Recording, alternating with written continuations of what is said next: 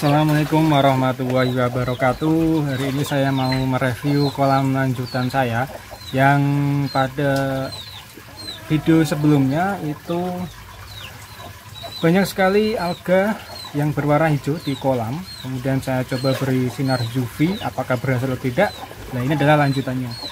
Nah, jadi setelah diberi sinar UV dulu itu ternyata tidak berhasil.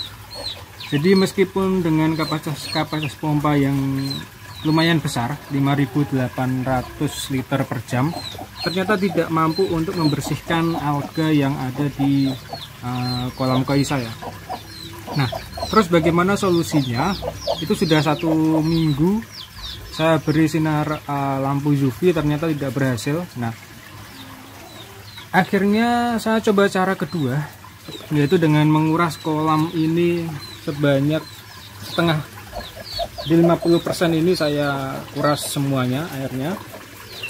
Kemudian selama 2 hari itu tidak saya tambah air, tapi di bagian chamber sana, saya beri masing-masing 2 tong itu saya beri lampu UV masing-masing 1 buah. Jadi tong filter mekanik 1 dan tong filter untuk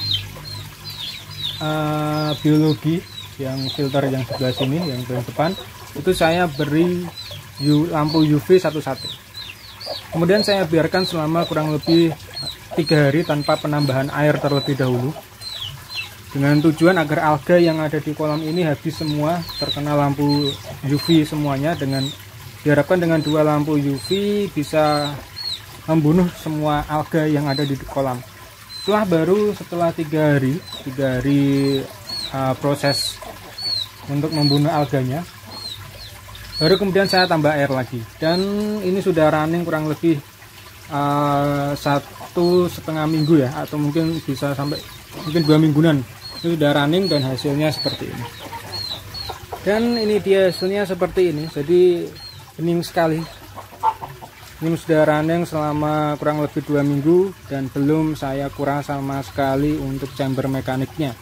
Belum saya backwash, hasilnya seperti ini.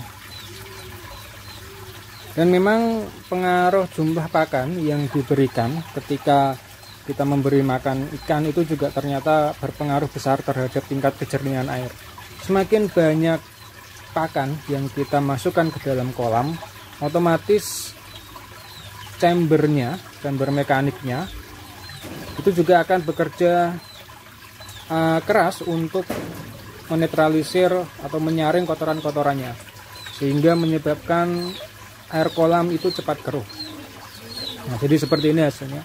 Kan saya perlihatkan chambernya seperti apa yang ada di tong filter yang ada di sebelah sana.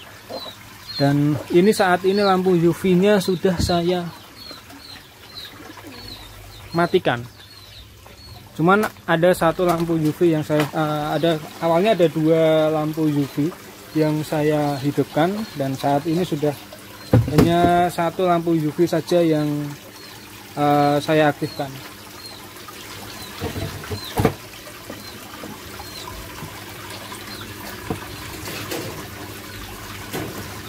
Nah, ini ada di tong filter biologis, di sini ada 1 lampu UV sebetulnya, tapi ini sudah saya matikan yang ada di tong filter biologisnya, dan sekarang tinggal yang hidup ada di tong filter untuk mekaniknya.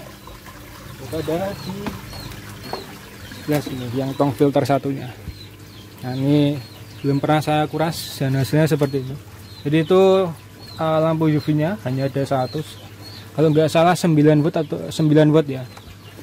Coba lihat 9 watt di sini. Nah, ini 9 watt. Ini masih hidup yang di sebelah sini. Yang di chamber biologis sudah saya matikan yang ada di chamber sini. Dan hasilnya seperti ini ya.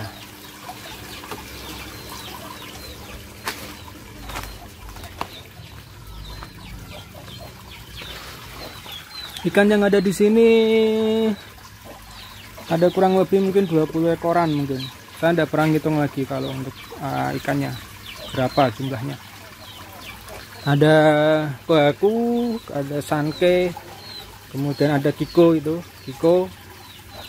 Ini kohaku juga yang ini. Nah, ini kohaku. Ada karasi ginrin. Nah, sudah mungkin sekitar 50 sentinan sekarang. kemudian ada platinumnya ada yang slayer juga. Itu slayer itu cepat itu pertumbuhannya untuk yang slayer yang itu biar naik. Nah, terus ada sowa, ini sowa.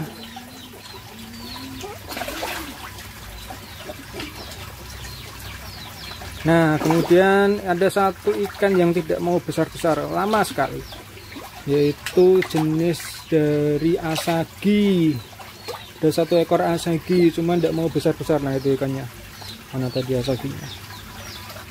Nah, asagi itu lama sekali besarnya tuh. Tidak tahu apakah besar-besar atau tidak itu nanti. Nah, yang paling cepat pertumbuhannya ternyata adalah karasi gintin ini. Mata, kalau enggak, saya nggak tahu apa mata merah atau enggak, saya belum ngecek. Kemudian ada tanco sanke itu yang sana. Nah, itu tanco sanke.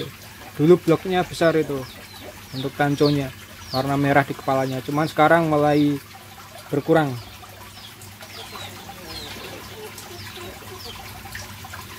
Ada sanke juga, yang sebelah sana itu sanke.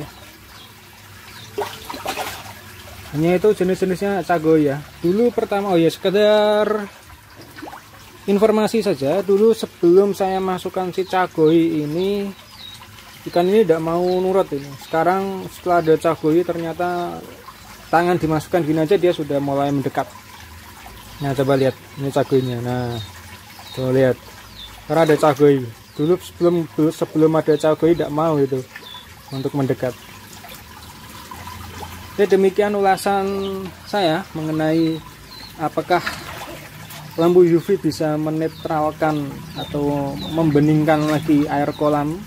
Nah, jawabannya bisa ya, bisa tidak, tergantung juga kapasitas pompa, kemudian juga jumlah alganya sudah terlalu banyak atau belum, itu juga sangat berpengaruh. Nah, tadi kalau misalnya nanti kolamnya teman-teman ada yang bermasalah seperti punya saya, sudah dikasih lampu UV ternyata, terutama yang kolam-kolam outdoor ya, ternyata belum bisa bening, coba dikuras dulu 50%, kemudian lampu UV-nya dihidupkan, atau bisa juga ditambah lagi lampu UV-nya jika kurang. Kemudian diamkan, jangan ditambah air, kurang lebih 3 hari sampai 4 hari sampai bening.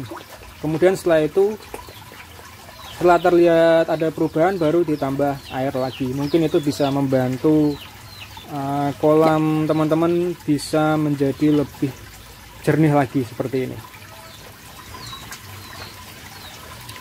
Ya, sampai jumpa pada video-video selanjutnya yang mengulas tentang dunia perkoyan. Wassalamualaikum warahmatullahi wabarakatuh.